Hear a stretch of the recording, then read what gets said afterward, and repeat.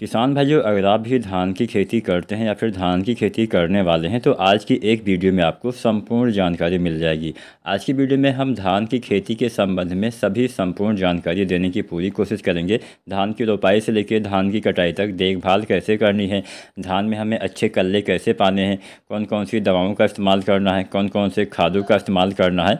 तो एक संपूर्ण और कंप्लीट वीडियो आज की हम आपको देने वाले हैं, तो पूरा वीडियो ज़रूर देखिएगा। बहुत ही मेहनत से आज की वीडियो मैंने बनाया हुआ है। एक एक पॉइंट हमने यहाँ पे लिया हुआ है कि यहाँ हम कैसे कल्ले बढ़ा सकते हैं, किस अवस्था में क्या करना होता है, तो पूरा वीडियो देखिएगा। तो यहाँ पे हम एकदम स्टार्टिंग से बात करते हैं, रोपाई के समय से ही बात करते हैं।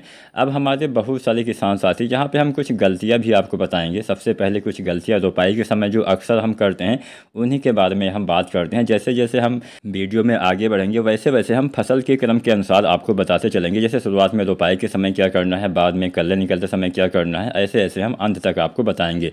तो रोपाई के समय हम बात कर रहे थे गलतियों की। तो सबसे पहली और सबसे बड़ी गलती, अगर आप भी चाहते हैं कि धान में ज़्यादा पैदावार आपको मिले तो हमेशा आपको समय से धान की रोपाई करनी है। धान ही नहीं, कोई भी फसल हो, XYZ कोई भी फसल अगर आप लगाते हैं तो अगर आप समय से उसकी रोपाई या फिर समय से उसकी बुआई करते हैं तो हमेशा उत्पादन आपको अच्छा ही मिलता है। जितना देर से आप रोपाई करेंगे पैदावार में उतना ही कमी धान की फसल में देखने को मिली है। जितना देर से आप रोपाई करते हैं ऑटोमेटिक वो कमी ही रहेगी, चाहे आप जो भी कर लें, चाहे जितना भी अच्छे से देखभाल कर लें, देर में पैदावार की गई फसल में हमेशा कम ही उत्पादन आपको देखने को मिलेगा। हालांकि कुछ बातें ध्यान में रखिए, आप पैदावार में कमी की जो संभावना है उसमें कुछ कटौती कर सकते हैं, लेकिन हाँ, आपको समय से रोपाई करना है अगर आप चाहते हैं अच्छा पैदावार मिले। अब समय से रोपाई करने के लिए आपको समय से नर्सरी भी डालना पड़ेगा। तो सबसे पहले नर्सरी डालने के लिए आपको बीज का चयन करना पड़ेगा। बीज का चयन करने से पहले आपको किस्म का चयन करना पड़ेगा। तो बात हम किस्म से ही करते हैं। किसान साथियों, अपने क्षेत्र के हिसाब से आप किस्मों का चयन करिए। अगर मैं बोलता हूँ कि कोई किस्म अच्छा पैदावार देती है तो मैं वीडियो में यह भी बताता हूँ कि उसको कहाँ कहाँ पर आप लगा सकते हैं, मतलब जहाँ के लिए जो किस्म अनुमोदित होती है। अब ऐसा भी नहीं है, बहुत ही ऐसी कम किस्में ही होंगी जो पूरे भारत में हम लगा सकते हैं। हालांकि 2-4 किस्में ऐसी ज़रूर हैं जिसको हम पूरे भारत में लगा सकते हैं, अन्यथा ऐसी ऐसी किस्में होती हैं जो क्षेत्र के हिसाब से बटी हुई होती हैं। मतलब किसी एक क्षेत्र में कोई लगाया जाता है तो वहीं दूसरे क्षेत्र में, जैसे हम यूपी की ही बात करें तो कुछ किस्में ऐसी होती हैं जो हम पश्चिमी उत्तर प्रदेश में तो बड़ी आसानी से लगा के अच्छा उत्पादन ले सकते हैं, वहीं दूसरी तरफ हमारी वही किस्म पूर्वी उत्तर प्रदेश में हम नहीं लगा सकते हैं। तो मेरे कहने का मतलब यही है, जो किस्म जहाँ के लिए बनी हुई है। अब कैसे बनती हैं किस्में, जब भी किसी किस्म को किसानों के बीच में उतारा जाता है तो पूरे भारत में उसका ट्रायल किया जाता है, मतलब पूरे भारत में उसकी खेती कहीं ना कहीं पे की जाती है। उसके बाद ही ये आंकड़ा निकाला जाता है कि हाँ, किस क्षेत्र में किसने ज़्यादा उत्पादन दिया। जहाँ पे वो किस्म ज़्यादा पैदावार देती है केवल वहीं के लिए उसको अनुमोदित किया जाता है। जहाँ पे पैदावार में थोड़ा कमी देखने को मिलती है उस क्षेत्र के लिए, या फिर अब ऐसा केवल उत्पादन पर ही निर्भर नहीं करता है जहाँ पे बीमारियाँ कम आती हैं। अब ऐसा कोई एक साल में ही नहीं होता, 2-4-10 साल की मेहनत के बाद ही कोई किस्म जो है किसानों के बीच में उतारी जाती है। तो यहाँ पे सबसे पहले अच्छी किस्म का आपको चयन करना है, तभी अच्छा उत्पादन मिलेगा। किस्म चयन करते समय सावधानी बरतनी होती है। अब यहाँ पे मान लीजिए आपने कोई अच्छी किस्म का चयन कर लिया, XYZ कोई भी किस्म है। अब यहाँ पे एक सावधानी आपको और बरतनी होती है। मान लीजिए आपने अच्छी किस्म तो सोच लिया कि हाँ, हम इस साल पायनियर की या फिर बायर की या फिर किसी भी कंपनी की ये किस्म जो है लगाने वाले हैं। अब यहाँ पे एक ध्यान आपको ये भी देना होता है, जब भी उस किस्म की आप खरीदारी करिए तो किसी अच्छे दुकानदार से या फिर किसी प्रमाणित संस्थाओं से ही खरीदारी करना होता है। आजकल मार्केट में ऐसे जो डुप्लीकेट बीज हैं वो बहुत ही देखने को मिल रहे हैं। मतलब कंपनी तो आपकी वही रहेगी जो आप लेने जाएंगे, लेकिन बीज उसके अंदर कुछ और ही होता है। तो इन छोटी छोटी बातों का आपको ध्यान देना चाहिए, तभी आप। अब मान लीजिए आपने पायनियर की 6444 आती है, 6444 गोल्ड आती है। मान लीजिए आपने 6444 गोल्ड बीज खरीदा। अब बाज़ार में आप जाएंगे तो वहाँ पे किसी दुकान पे आपने लिया, हो सकता है वो अच्छा बीज हो सकता है वो लोकल बीज हो। तो लोकल बीज में क्या होता है कि हमारे जो पुराने वाले बीज होते हैं उसी को ऐसे ही पैक करके कंपनी वाले जो होते हैं या फिर कोई भी जो भी बनाता होगा वो ऐसे ही दे देता है। कम कीमत में दुकानदारों को मिल जाता है तो उनको थोड़ा मुनाफा ज़्यादा मिल जाता है, तो इसलिए वो भी आसानी से उसको बेच देते हैं। अब किसान ने लाया, उसने कहा कि हाँ, हमने तो 6444 गोल्ड लगाया हुआ है। हो सकता है वही धान की वैरायटी थोड़ा पुरानी वाली हो, तो उसमें क्या दिक्कत आएगी, उसमें दिक्कत ये आएगी कि पैदावार उसके मुताबिक नहीं मिलेगा, जिससे वो तो यही सोचेगा कि हाँ, यह वैरायटी ही अच्छी नहीं थी। तो इसलिए बीज, खाद, दवाओं की खरीदारी करते समय आपको ध्यान देना पड़ता था। यहाँ पे हमने किस्म के बारे में आपको बता दिया। अच्छी किस्म का चयन करना है, सबसे पहले समय से आपको रोपाई करना है। जब आप किस्म का चयन करेंगे तो आपको समय से नर्सरी डालना होता है। अब यहाँ पे नर्सरी डालने का जब जो समय है वो इस बात पे भी निर्भर करता है कि आपकी वैरायटी कितने दिन में तैयार हो जाती है। जो किस्में हमारी थोड़ा सा देर में तैयार होती हैं उसकी नर्सरी थोड़ा सा जल्दी लगाना होता है, जो किस्में थोड़ा सा जल्दी तैयार होती हैं उसकी नर्सरी आपको देर में डालना होता है। इस बात का थोड़ा सा आप ध्यान रखिएगा। अब इसके बाद में नर्सरी आपने लगा दी, नर्सरी में थोड़ा सा प्रबंधन करके आपने अच्छी खासी नर्सरी तैयार कर ली। अब ऐसा भी नहीं कि आपको नर्सरी एक ही जगह पे लगाना होता है। अब बार बार अगर आप खेत बदलते रहते हैं तो थोड़ा सा अच्छा रहता है। नर्सरी आप वहाँ पे लगाएं जहाँ पे जल भराव वाली समस्या ना हो, और ऐसा नहीं कि आपने 2 4 10 साल से वहीं पे नर्सरी लगाई हुई है, हर साल आप वहीं पे लगाते हैं। आपको मतलब 1 2 साल पे जो खेत है उसको बदलते रहना चाहिए, जिससे खरपतवार वाली समस्या भी थोड़ा कम हो जाती है। इसके साथ साथ जब आपके नर्सरी वाले पौधे औसतन 25 दिन के हो जाएं तब रोपाई कर देना है। यहाँ पे आपको सावधानी बरतनी है। 25 दिन वाले पौधे काफ़ी परफेक्ट माने जाते हैं। अगर आप इस समय 25 दिन के पौधे की रोपाई करते हैं तो ऑटोमेटिक अच्छे कल्ले आ जाते हैं। अब बहुत से लोग क्या करते हैं, पौधा बहुत बड़ा हो जाता है, वो सोचते हैं कि जितना बड़ा पौधा उतना ही अच्छा रहता है। ऐसा बिल्कुल भी नहीं होता है।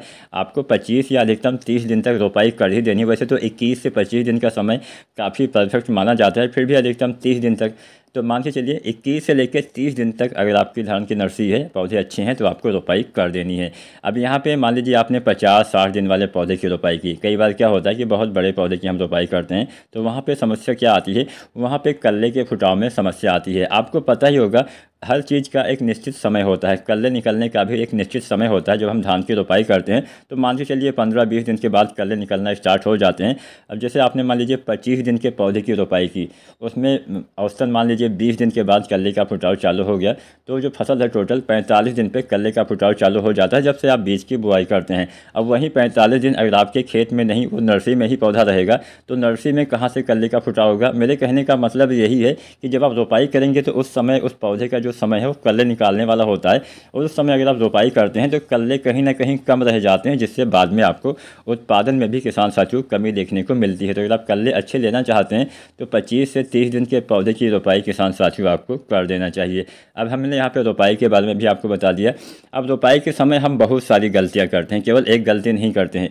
दूसरी सबसे बड़ी गलती हम ये करते हैं कि रोपाई के समय हम खादों का इस्तेमाल ही नहीं करते हैं। यहाँ पे ही हम चूक जाते हैं। अगर आप चाहते हैं कि धान में अच्छी और ज़्यादा पैदावार मिले, आगे मैं आपको खाद की मात्रा भी बताऊँगा, लेकिन यहाँ पर हम इस विषय पर थोड़ा चर्चा कर लेते हैं कि जब आप धान की रोपाई करते हैं तो क्या करते हैं। रोपाई करने के बाद आपने ऐसे ही छोड़ दिया पौधे को, जब 10 15 20 दिन की फसल हो जाती है तब हम बहुत सारे किसान साथी तब खादों का इस्तेमाल करते हैं।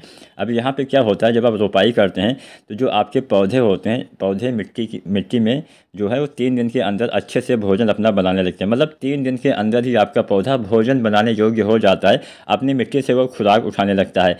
अब जब आपने कोई भी खाद का इस्तेमाल किया ही नहीं है तो पौधे का जो शुरुआती विकास जितना अच्छे से होना चाहिए उतना अच्छे से हो नहीं पाता है, जिससे आपको कल्लों की संख्या में कमी देखने को मिल सकती है। तो अगर आप चाहते हैं कि अच्छी पैदावार मिले तो शुरुआत से, ऐसा नहीं कि कल्ले निकलने वाले हो तब आपको ध्यान देना है, एकदम स्टार्टिंग से, शुरुआत से, रोपाई के समय से ही आपको ध्यान देना पड़ता है। तो रोपाई के समय, अंतिम जुताई के आसपास या फिर रोपाई से पहले सभी खादें जो आप रोपाई के समय डालते हैं उसका इस्तेमाल आपको अवश्य कर देना है। इस बात पे किसान साथियों आपको ध्यान रखना है। मैं आगे आपको बताऊंगा कि आपको डीएपी कितना डालना है, कितना एनपीके डालना है, कितना एसएसपी डालना है। बहुत से किसान साथी तरह तरह की खादों का इस्तेमाल करते हैं, तो आज की वीडियो में हम बहुत सी खादों का फार्मूला भी आपको बताएंगे। तो यहाँ पे आपको रोपाई के समय ही खादों का इस्तेमाल कर देना है, जैसे यूरिया कब डालना है, कब आपको जिंक डालना है, कब डीएपी डालना है, ये भी हम चर्चा कर ही लेते हैं। अब हम आ जाते हैं खाद प्रबंधन पे। किसान भाइयों, हमारे बहुत सारे किसान साथी एक गलती ये भी करते हैं कि मतलब पुराने समय से ही वो डीएपी डालते आ रहे हैं, तो ऐसा सोचते हैं कि केवल हमें डीएपी खाद ही डालना है, उसके अलावा कोई अन्य खादों का इस्तेमाल करते ही नहीं है। अब डीएपी के अलावा भी बहुत सारी चीज़ें आती हैं जिसका इस्तेमाल करके आप, डीएपी में क्या होता है, नाइट्रोजन फास्फोरस होता है, तो आपको फास्फोरस की ही तो पूर्ति करनी है। बाकी तो नाइट्रोजन आप यूरिया से भी दे सकते हैं, नाइट्रोजन आप बहुत तरह तरह की मतलब खादें आती हैं, एनपीके से भी दे सकते हैं।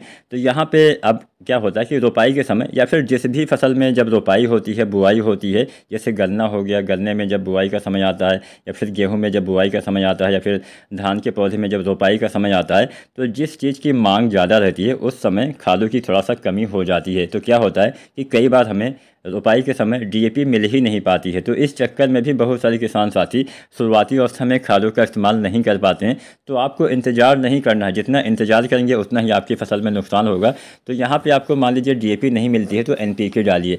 एनपीके बहुत तरह के आते हैं। एनपीके 12-32-16 आता है, जिसमें 12% नाइट्रोजन, 32% फास्फोरस और 16% पोटेशियम पाया जाता है। एनपीके 10-26-26 आता है। एनपीके 14-35-14 आता है। एनपीके 20-20-0-13 भी आता है। तो जो भी आपको मिले उसका इस्तेमाल करिए, या फिर आप एसएसपी खाद के साथ भी बुआई कर सकते हैं, ऐसा नहीं कि आप नहीं कर सकते हैं। तो यहाँ पे चलिए, जो सबसे ज़्यादा किसान साथी इस्तेमाल करते हैं डीएपी, तो सबसे पहले हम डीएपी खाद के बारे में ही आपको बता देते हैं। अब यहाँ पे डीएपी खाद अगर आप इस्तेमाल करना चाहते हैं तो धान की रोपाई से पहले ही आपको डालना होता है, या फिर रोपाई के समय, रोपाई जब आप करने वाले हैं उससे पहले आप डाल दीजिए, या फिर अंतिम जुताई के आसपास डीएपी खाद डालेंगे तभी इसका अधिक लाभ मिलता है। तो यहाँ पे धान की फसल में आपको डीएपी खाद लगभग 30 से लेकर 40 केजी पर एकड़ तक इस्तेमाल करना है। यहाँ पे हम जितनी भी खाद की मात्रा आपको बताएंगे वो 1 एकड़ खेत की बताएंगे, अर्थात 1 एकड़ खेत में इतनी मात्रा पर्याप्त रहने वाली है। तो डीएपी आपको लगभग 30 किलोग्राम से लेकर 40 किलोग्राम पर एकड़ तक आपको इस्तेमाल करना होता है। डीएपी केवल एक बार ही इस्तेमाल करना है, रोपाई के समय इस्तेमाल करना है। इस बात पर आपको थोड़ा ध्यान रखना है। आप चाहें तो इसको नोट भी कर सकते हैं या फिर मेरी वीडियो सेव भी कर सकते हैं। तो यहाँ पे पहली चीज़ तो होगी डीएपी आपको डालना है। अब बात आती है दूसरी खाद की। दूसरी खाद होता है पोटास। किसान साथियों, एक गलती आप और करते हैं, पोटास का इस्तेमाल ही नहीं करते हैं। पोटास ना डालने से बहुत नुकसान होता है। पोटास ना डालने से सीधा सीधा संबंध हमारे उत्पादन की कमी पे देखने को मिलता है। पोटास काम क्या करता है? पोटास आपके पौधे में फ्लावरिंग में, तने की मजबूती में, दाने फल फूल के विकास में काफ़ी सहायता करता है। हालांकि इसके ऊपर मैंने वीडियो भी बनाया हुआ है, आप चाहें तो मेरी डिटेल वीडियो देख सकते हैं। यहाँ पे हम बहुत ज़्यादा इस बारे में चर्चा नहीं करेंगे। फिलहाल पोटास भी आवश्यक तत्वों में गिना जाता है। जैसे हमारा नाइट्रोजन होता है, जैसे हमारा फास्फोरस होता है, वैसे हमारा पोटास यानी पोटेशियम भी होता है। तो ये 3 हमारे मुख्य तत्व होते हैं, नाइट्रोजन, फास्फोरस और पोटास। तो इन तीनों तत्वों की पौधे को जो है आवश्यकता पड़ती है। तो यहाँ पर पोटास आपको अवश्य डालना है अगर आप चाहते हैं अच्छा पैदावार मिले। तो यहाँ पे पोटास भी आपको 2 बार डालना होता है। आप चाहें तो सिंगल बार भी रोपाई के समय डाल सकते हैं। तो पोटास की मात्रा हम आपको बता देते हैं। यहाँ पे हम एमओपी पोटास की मात्रा बताएंगे। तो आपको एमओपी पोटास 15 से लेके आपको 20 केजी पर एकड़ तक इस्तेमाल करना होता है। मतलब 1 एकड़ खेत में आपको रोपाई के समय 15 से 20 केजी डालना है। उसके बाद में फिर से दोबारा से 40 से 45 दिन पे 15 से 20 केजी, अर्थात जो पूरी मात्रा आप डालेंगे 30 से 40 केजी डालेंगे और आधी आधी करके आप 2 बार डालेंगे। आधी मात्रा रोपाई के समय जब आप डीएपी डालते हैं या फिर कोई अन्य खाद डालते हैं उसके साथ में, और आधी मात्रा 40 से 45 दिन पर आपको धान की फसल में इस्तेमाल करना होता है। अच्छा लाभ मिलेगा। तो यहाँ पर पोटास कितना डालना है? 1 एकड़ में आपको 30 से 40 केजी डालना है। आधी मात्रा रोपाई के समय यानी 15 से 20 केजी रोपाई के समय, और 15 से 20 केजी 40 से 45 दिन पे पोटास का इस्तेमाल करिएगा, अच्छा लाभ मिलेगा। तो दूसरी खाद होगी आपकी पोटास। ये 2 चीज़ें आपको रोपाई के समय अवश्य डालनी है। इसके बाद में आती है नंबर बारी तीसरी चीज़ की, जो सबसे खास होती है यूरिया। अब एक सवाल ये भी आता है कि हमें यूरिया डालना कब चाहिए। अब धान की फसल में यूरिया खाद का इस्तेमाल आपको 3 बार करना होता है। अगर आप डीएपी खाद डालते हैं तो पहली बार आपको यूरिया जो है लगभग 1 सप्ताह या 10 दिन के अंदर रोपाई के बाद इस्तेमाल करना होता है। दूसरी बार यूरिया आपको लगभग 25 दिन के आसपास इस्तेमाल करना होता है, और अंतिम बार यूरिया 40 से 45 दिन पर आपको इस्तेमाल करना होता है। तो यूरिया कितनी बार डालना है? 3 बार। पहली बार अगर आप डीएपी डालते हैं तो रोपाई के 1 सप्ताह के अंदर या फिर 10 दिन के अंदर, दूसरी बार 25 दिन पे 20, 25 या 30 दिन तक डाल सकते हैं, और अंतिम बार 40, 45 या 50 दिन तक आपको यूरिया खाद डालना होता है। ऐसा मैंने क्यों बोला कि डीएपी के साथ में आपको यूरिया 1 सप्ताह के या फिर 10 दिन के अंदर डालना है? क्योंकि हम कई बार एसएसपी खाद का भी इस्तेमाल करते हैं, और एसएसपी खाद में किसान साथियों जो है वो नाइट्रोजन नहीं पाया जाता। तो ऐसी कंडीशन में अगर आप एसएसपी खाद डालते हैं तो यूरिया आपको रोपाई के समय ही डालना पड़ेगा, जो मैं आगे आपको बताऊँगा कितना आपको एसएसपी डालना है। तो यहाँ पर बात डीएपी वाली हो रही है, तो यहाँ पर डीएपी के साथ में यूरिया आपको नहीं डालनी है, 1 सप्ताह या 10 दिन के बाद डालना है। तो अब हम मात्रा भी जान लेते हैं। अगर आप डीएपी खाद का इस्तेमाल करते हैं किसान साथियों, तो डीएपी खाद के साथ में आपको यूरिया लगभग 18 से 20 केजी रोपाई के 1 सप्ताह या 10 दिन के अंदर पहली मात्रा डालनी है। दूसरी मात्रा रोपाई के 25 दिन के आसपास लगभग 30 से 40 केजी डालना है, और अंतिम मात्रा 40 से 45 दिन पे फिर से 30 से 40 केजी यूरिया खाद का इस्तेमाल आपको धान की फसल में करना होता है। इतनी मात्रा पर्याप्त रहेगी 1 एकड़ खेत के लिए। तो यहाँ पे हमने डीएपी की मात्रा बता दी, यहाँ पे हमने यूरिया बता दिया, यहाँ पे हमने पोटास बता दिया। अब एक चीज़ बचा, वो है किसान साथियों जिंक सल्फेट। तो जिंक का इस्तेमाल कब करना है? अगर आप डीएपी खाद का इस्तेमाल करते हैं तो कभी भी रोपाई के समय आप जिंक मत डालिएगा। अब जिंक का इस्तेमाल मैं बहुत सस्ता तरीका आपको बता देता हूँ। अगर आप इस तरह से डालते हैं तो बहुत ही कम खर्चे में आप निपट जाएंगे। वो खर्चा क्या है, वो कैसे आप डाल सकते हैं? जिंक का इस्तेमाल वैसे तो दो तरह से हम कर सकते हैं।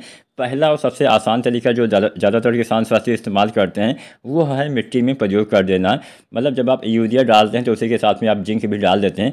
और दूसरा और सबसे सस्ता तरीका है स्प्रे करना। स्प्रे भी आप कर सकते हैं, स्प्रे करके भी आप जिंक की पूर्ति कर सकते हैं। अगर आप मिट्टी में प्रयोग करते हैं तो आपको एक बार ही डालना होता है, अगर आप स्प्रे करते हैं तो आपको 2 बार डालना पड़ेगा, क्योंकि इसका असर थोड़ा कम समय के लिए ही होता है। तो यहाँ पे सबसे पहले हम जानते हैं मिट्टी में अगर हम प्रयोग करना चाहते हैं तो आपको जिंक सल्फेट कब डालना होता है। अब यहाँ पर क्योंकि हम डीएपी डालते हैं तो उसके साथ तो हम जिंक सल्फेट डाल नहीं सकते, क्योंकि डीएपी में फास्फोरस होता है और फास्फोरस के साथ अगर आप जिंक का इस्तेमाल करते हैं तो जिंक फास्फेट बन जाता है, जो आपके पौधे के लिए अघुलनशील हो जाता है, मतलब पौधे को नहीं मिल पाती है।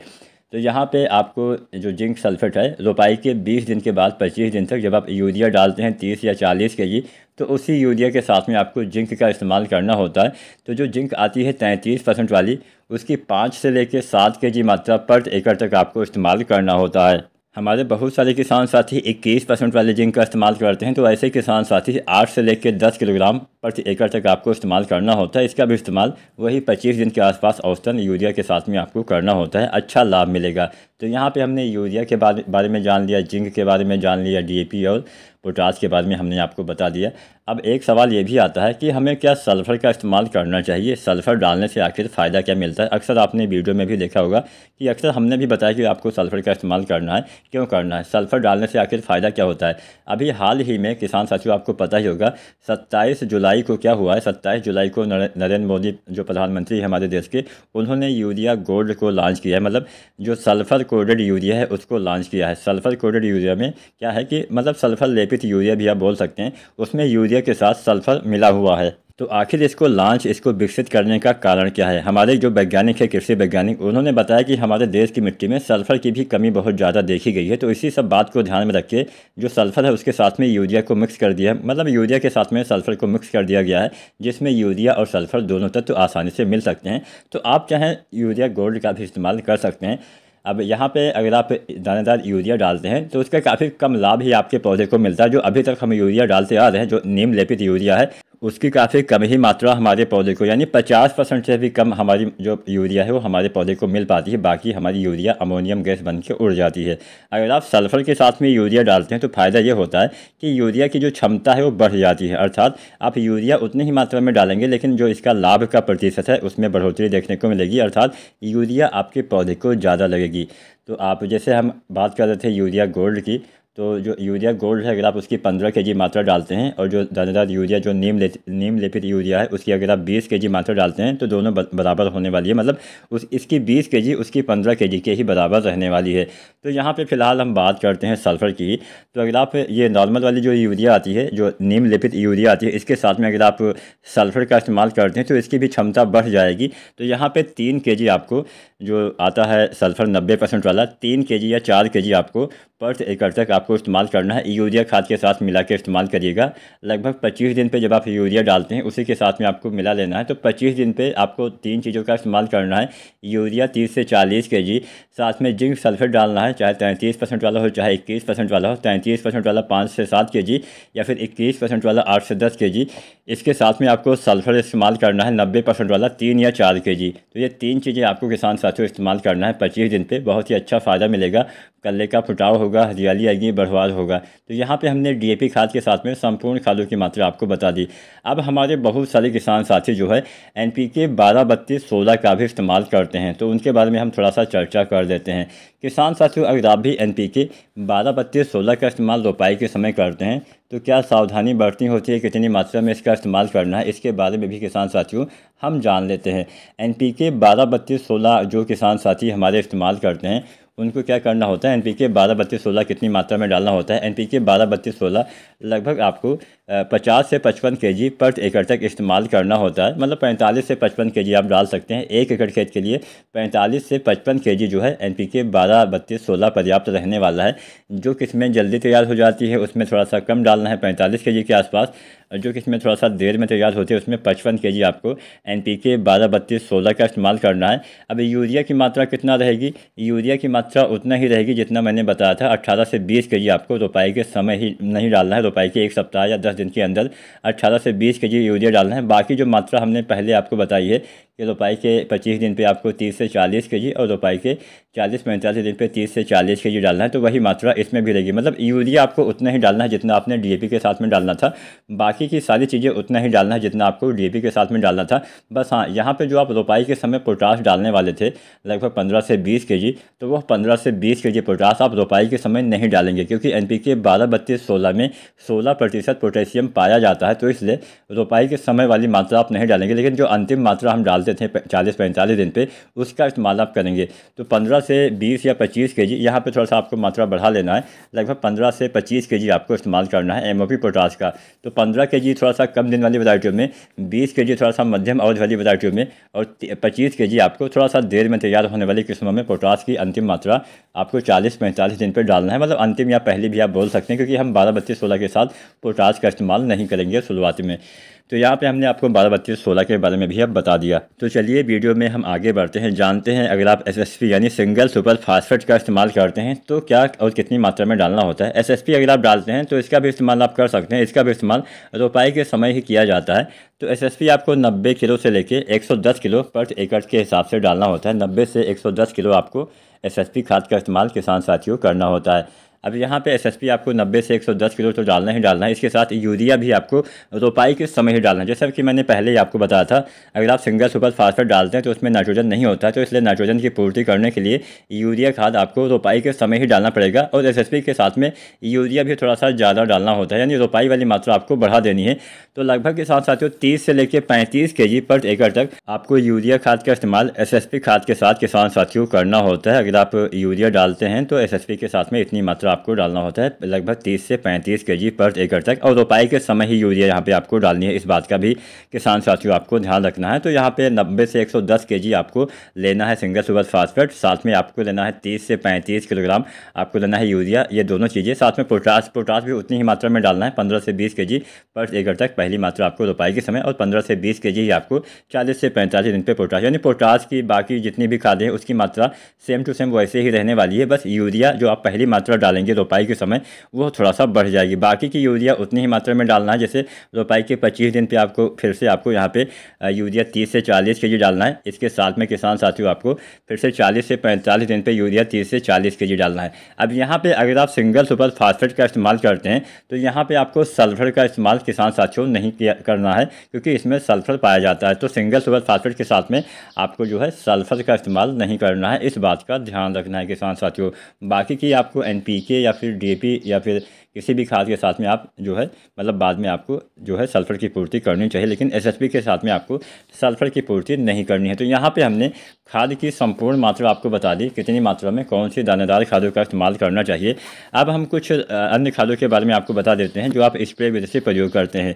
जैसे आप डालते होंगे एनपीके, तो यहाँ पे आपको केवल 3 एनपीके का इस्तेमाल करना है। पहला एनपीके रोपाई के 25 से 30 दिन पे एनपीके 19-19-19 डालना है। दूसरा एनपीके रोपाई के बाद में गबोड़ अवस्था में यानी बालियाँ निकलने से पहले आपको 052-34 डालना है। और तीसरा एनपीके बालियाँ निकलने के बाद दाने भरते समय 0050 का इस्तेमाल करना है। कोई भी एनपीके डालेंगे 1 से 1.5 केजी यानी 1 से 1.5 किलो पर एकड़ तक आपको इस्तेमाल करना होता है। इतनी मात्रा 1 एकड़ खेत के लिए किसान भाइयों पर्याप्त रहने वाली है। अब एनपीके जब आप 19-19-19 डालते हैं तो उस समय थोड़ा सा सावधानी बरतनी होती है। अब ऐसा नहीं कि आपने आज दानेदार खाद डाल दी, कल आपने जो है स्प्रे कर दिया। कम से कम 4-5 दिन का अंतर आपको रखना पड़ेगा। किसी भी खाद के इस्तेमाल के समय 4-5 दिन का गैप रखिए। मतलब मिट्टी में डाल रहे हैं तो उसके बाद में 4-5 दिन के बाद आपको स्प्रे विधि से प्रयोग करना होता है। यहाँ पे हम बोरोन खाद की भी बात कर लेते हैं, क्योंकि बोरोन भी एक आवश्यक तत्व होता है आपके पौधे में। जो पोलिनेशन होता है, जो परागण होता है, उसमें काफ़ी मदद करता है। बोरोन के इस्तेमाल से पराग नली का निर्माण होता है। बोरोन क्या काम करता है? बोरोन आपके पौधे के सभी अंगों तक जो भी मिट्टी के द्वारा अवशोषित किया जाता है उसको पहुँचाने का काम करता है। अर्थात बोरोन का तो काफ़ी महत्वपूर्ण काम होता है। बिना बोरोन की पूर्ति के आपका जीवन चक्र ही पूरा नहीं हो पाएगा। अगर मिट्टी में बोरोन की कमी हो जाती है तो काफ़ी नुकसान पहुँचता है। आपके पौधे झाड़ू नुमा भी हो जाते हैं, पौधे में आपके जो पत्तियां होती है धान में वो टूटने लगती हैं। तो यहाँ पे किसान साथियों बोरोन जो होता है वो पोलिनेशन में मदद करता है, तो इसका इस्तेमाल आपको बालियाँ निकलने से पहले जब आप NPK 05234 का इस्तेमाल करेंगे तो उसके साथ में बोरोन का भी इस्तेमाल आपको करना चाहिए। तो जो बोरोन आता है 20% वाला, इसकी 100 से 125 ग्राम मात्रा ही डालनी है। ज़्यादा मात्रा में बोरोन कभी भी इस्तेमाल मत करना, बहुत नुकसान पहुँचाएगा। तो बोरोन की 100 ग्राम मात्रा ही पर्याप्त रहेगी, वैसे 125 ग्राम तक आप डाल सकते हैं। तो 100 से 125 ग्राम बोरोन गबोट अवस्था में बालियाँ आने से पहले आपको डाल देना है। अच्छा लाभ मिलेगा, अच्छी आपके पौधे में दाने का भराव काफ़ी अच्छे से, काफ़ी सही से बोरोन आपका करवाने वाला है। तो यहाँ पे हमने बोरोन खाद के बारे में भी आपको बता दिया। तो बाकी कुछ आपको नहीं डालना है। आप चाहें तो कोई भी ग्रोथ प्रमोटर अगर आपका थोड़ा सा बजट अलाउ करता है तो डाल सकते हैं। अब बात हम ग्रोथ प्रमोटर की कर रहे हैं तो कब डालना है ये काफ़ी ज़रूरी हो जाता है। जैसे मान लीजिए हम यहाँ पे एग्जाम्पल के तौर पे आपको सागरिका के बारे में बताते हैं, बाकी जो भी आपको अच्छा लगे उसका इस्तेमाल करिएगा। यहाँ पे ये कोई प्रमोशनल वीडियो नहीं है। तो यहाँ पे सागरिका या फिर कोई भी जो आते हैं ग्रोथ प्रमोटर, दो तरह से आते हैं। एक आता है दानेदार रूप में या फिर कुछ पाउडर फॉर्म में भी आते हैं, और एक आता है लिक्विड यानी तरल रूप में। तो जो दानेदार वाले ग्रोथ प्रमोटर आते हैं उसका इस्तेमाल रोपाई के समय ही करना होता है। जब आप DAP वगैरह डालते हैं तभी डालिएगा। तो अगर आप सागरिका डालना चाहते हैं तो सागरिका Z++ काफ़ी किसान साथी इस्तेमाल करते हैं, उसमें काफ़ी ज़्यादा माइक्रोन्यूट्रिएंट्स पाए जाते हैं। तो सागरिका Z++ आपको डालना है रोपाई के समय 8 से 10 kg पर एकड़ तक, या फिर रोपाई के 1 सप्ताह तक आप डाल सकते हैं। जब आप यूरिया डालते हैं उसके साथ डाल दीजिएगा, या फिर रोपाई के समय डालना सबसे बेहतर रहेगा। इसके बाद में किसान साथियों आपको नहीं डालना, केवल एक बार ही आपको जो सागरिका दानेदार है उसका इस्तेमाल करना है। बाई चांस आप रोपाई के समय दानेदार वाला सागरिका न डाल पाए हों तो इसके बाद आप सागरिका लिक्विड यानी सागरिका तरल का इस्तेमाल कर सकते हैं। सागरिका लिक्विड आपको धान में 2 बार डालना है। पहली बार सागरिका लिक्विड का इस्तेमाल आपको करना है किसान साथियों लगभग 25 से 30 दिन पे, जब आप NPK 19-19-19 डालते हैं उसके साथ पहली बार सागरिका लिक्विड डालिए। और दूसरी बार सागरिका लिक्विड आपको डालना होता है जब आप NPK 05234 डालते हैं उसके साथ में 05234 1 से 1.5 kg, साथ में बोरोन आपको डालना होता है 100 से 125 ग्राम। साथ में आपको सागरिका लिक्विड 250 से 500 ml पर एकड़ तक अगर आप इस्तेमाल करते हैं अच्छा लाभ मिलेगा। तो सागरिका के बारे में भी हमने आपको बता ही दिया, इसका भी इस्तेमाल अगर आपका बजट अलाउ करता है तो आप कर सकते हैं। अब थोड़ा सा आगे बढ़ते हैं। अब हम बात करते हैं खरपतवार नियंत्रण के बारे में, जो काफ़ी ज़रूरी और काफ़ी आवश्यक होता है। किसान भाइयों, जब हमारे खेत में काफ़ी ज़्यादा मात्रा में खरपतवार हो जाते हैं तो हमारी फसलों को बहुत नुकसान पहुँचता है। कैसे नुकसान पहुँचता है? जब ज़्यादा खरपतवार हो जाते हैं तो हम जो भी खाद पानी लगाते हैं वो खरपतवार को ही मिलता है, मतलब उनकी मात्रा ज़्यादा होती है। उनका विकास भी हमारी फसल से थोड़ा तेज़ी से होता है, उनकी जो इम्यूनिटी सिस्टम है भी थोड़ा तगड़ी होती है, जिससे हम जो भी डालते हैं वो सीधा सीधा हमारे खरपतवार को ही मिल जाता है, ना कि हमारी धान की फसल को मिल पाता है। इससे क्या होगा कि आपके धान के पौधे तो कमज़ोर रह जाएंगे, लेकिन आपके जो खरपतवार है उसका बढ़वार काफ़ी तेज़ी से होगा, जिससे आपको उत्पादन में कमी देखने को मिलेगी। ज़्यादा खरपतवार होने से प्रकाश संश्लेषण भी आपके पौधे सही से नहीं कर पाते हैं, मतलब काफ़ी ज़्यादा नुकसान पहुँचता है। खरपतवार से बीमारियों का अटैक भी थोड़ा ज़्यादा होता है। तो खरपतवार का नियंत्रण आपको धान में अवश्य करना चाहिए। ज़्यादा खरपतवार हमेशा नुकसानदायक होते हैं, कल्ले के विकास में भी काफ़ी बाधा पहुंचाते हैं। तो यहाँ पे खरपतवार का नियंत्रण आप धान की फसल में 2 तरह से कर सकते हैं। पहला और आसान तरीका कि खरपतवार को जमने ही ना दिया जाए, अर्थात खरपतवार को उगने से रोकने वाली दवा का इस्तेमाल किया जाए। और दूसरा तरीका होता है जब खरपतवार 2 से 5 पत्तियों के हो जाते हैं तो उसका नियंत्रण किया जाए, अर्थात खरपतवार जमने के बाद उसका नियंत्रण किया जाए। तो चलिए पहला तरीका जानते हैं कि खरपतवार को जमने से कैसे रोका जाए। तो खरपतवार को उगने या जमने से रोकने के लिए इसका इस्तेमाल आपको कब करना है, समय काफ़ी मायने रखता है। धान की रोपाई के 2 से 5 दिन के अंदर आपको खरपतवार जमने से यानी उगने से रोकने वाली दवा का इस्तेमाल आपको करना पड़ेगा। अब यहाँ पे हम कुछ फार्मूले बता देते हैं। इस फार्मूले की बहुत सारी दवाएं अच्छी अच्छी कंपनियों की आपको मिल जाएंगी। तो यहाँ पे खरपतवार को उगने से रोकने के लिए आपको इस्तेमाल करना है पेटलाक्लोर। जो पेटलाक्लोर आती है 50% EC वाली, इसका इस्तेमाल करिए। इसकी आपको 500 ml मात्रा प्रति 200 लीटर पानी में घोल बना के 1 एकड़ में आपको डालना होता है। इसका इस्तेमाल रोपाई के 2 से 5 दिन के अंदर करना होता है। अब इसके इस्तेमाल के समय 1-2 सावधानी बरतनी होती है। जब भी आप इसका इस्तेमाल करिए उस समय खेत में पानी भरा होना चाहिए, और यह जो पानी है केवल 1 दिन के लिए नहीं होना चाहिए, 4-5 दिन तक लगातार पानी भरा रहे। कम से कम 3 से 4 इंच पानी आपके खेत में 4 से 5 दिन तक भरा रहेगा, तभी ये दवा अच्छे से काम करेगी। ये दवा काम क्या करती है, पानी के ऊपर एक परत बनाती है, एक लेयर बनाती है, जिससे आपके खरपतवार का जमाव बाद में नहीं हो पाता है। तो कम से कम 4-5 दिन तक पानी भरा रहे, मतलब जितना ज़्यादा देर तक पानी भरा रहेगा उतना अच्छे से ये काम करेगी। पानी बीच में मान लीजिए 1-2 दिन में ही सूख जाएगा तो क्या होगा कि लेयर जो होती है टूट जाती है, जिससे खरपतवार का जमाव जहाँ पे टूटेगी वहाँ पे हो जाएगा। तो यहाँ पे आपको पेट्रोक्लोर डालना है 50% ईसी वाली, या फिर आप ब्यूटाक्लोर भी डाल सकते हैं। जो ब्यूटाक्लोर आती है 50% ईसी वाली, इसकी 1.5 लीटर मात्रा प्रति 200 लीटर पानी में घोल बना के इसका भी छिड़काव 1 एकड़ खेत में करना होता है। इसके छिड़काव के समय भी पानी होना चाहिए और 4-5 दिन तक 3 से 4 इंच पानी भरा होना चाहिए, तब ये अच्छे से काम करेगा। अब यहाँ पे इस बात का आपको ध्यान रखना है। अब मान लीजिए आपने खरपतवार का नियंत्रण रोपाई के समय नहीं किया, खरपतवार आपके खेत में काफ़ी ज़्यादा हो गए किसी भी कारणवश, तो ऐसी कंडीशन में खरपतवार के जमने के बाद उसका नियंत्रण कैसे करना। जब आपके खरपतवार 2 से 5 पत्तियों के हो जाएँ तो इस अवस्था में आपको बिस्पायरिबैग सोडियम जो 10% SC में आती है, इसकी 80 ml मात्रा 200 लीटर पानी में घोल बना के प्रति एकड़ के हिसाब से आपको छिड़काव कराना होता है। और इसके छिड़काव के समय एक सावधानी ये बरतनी होती है कि खेत में नमी तो होनी चाहिए लेकिन पानी भरा ना रहे। पानी भरा रहेगा तो क्या होगा कि खरपतवार आपके पानी के नीचे रहते हैं, जिससे उनका जमाव बाद में आसानी से हो पाएगा। तो खरपतवार के ऊपर अगर छिड़काव ही नहीं पड़ेगा तो कहाँ से काम करेगी दवा। तो कम से कम पानी भरा ना हो, लेकिन हाँ खेत में पर्याप्त मात्रा में नमी होनी चाहिए। तो यहाँ पे हमने खरपतवार नियंत्रण के बारे में भी आपको बता दिया। अब आप इस तरह से आसानी से खरपतवार का नियंत्रण कर सकते हैं। धान में अक्सर एक समस्या आपने देखी होगी कि धान की फसल अक्सर यूं ही पीली हो जाती है। तो अगर आपके धान में पीलापन कभी भी आ जाए तो आपको क्या करना है, 2 से 3 या 4 kg आपको यूरिया लेना है। साथ में जो जिंक आती है 33% वाली, लगभग 700 से 750 ग्राम लेना है। ये 2 चीज़ें, मतलब 2-3 kg यूरिया और 700 से 750 ग्राम आपको जिंक लेना है 33% वाली।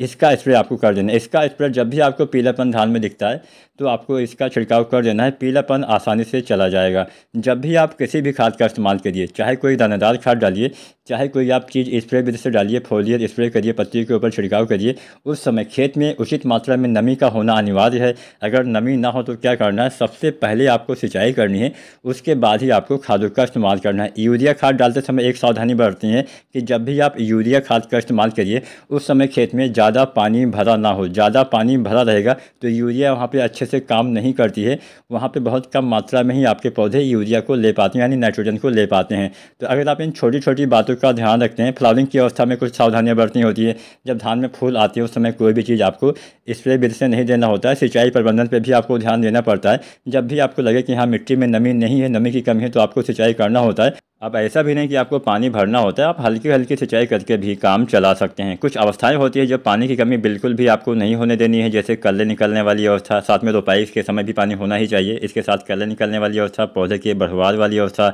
आपकी फसल में जब से बालियाँ तने के अंदर आ जाती हैं उसके बाद में जब तक दाने का भराव ना हो तब तक पानी की कमी आपको बिल्कुल भी नहीं होने देनी है, क्योंकि इस समय पानी की कमी से सबसे ज़्यादा नुकसान पहुँचने वाला है।